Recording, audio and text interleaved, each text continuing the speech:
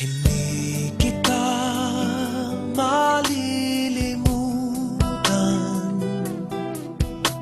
hindi kita pababayaan.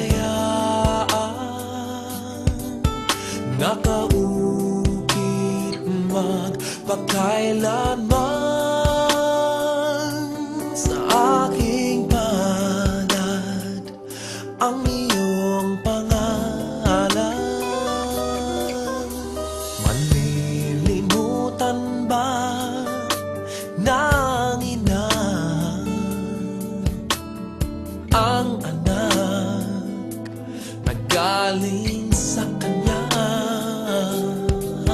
Sanggol sa kanyang sinapupunan, paano niyang matatalikdan?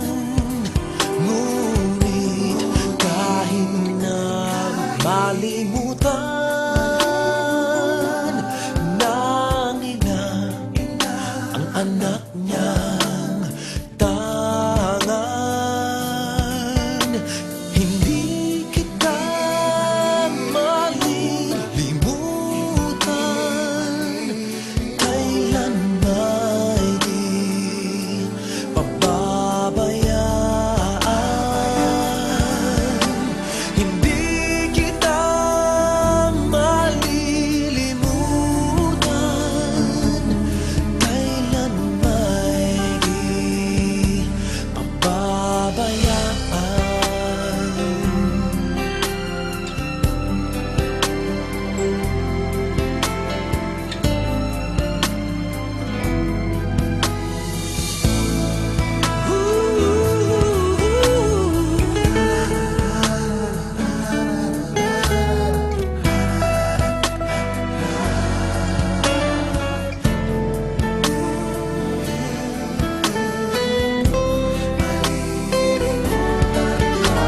Malilimutan ba ng ina ang anak na galing sa kanya? Sanggol sa kanya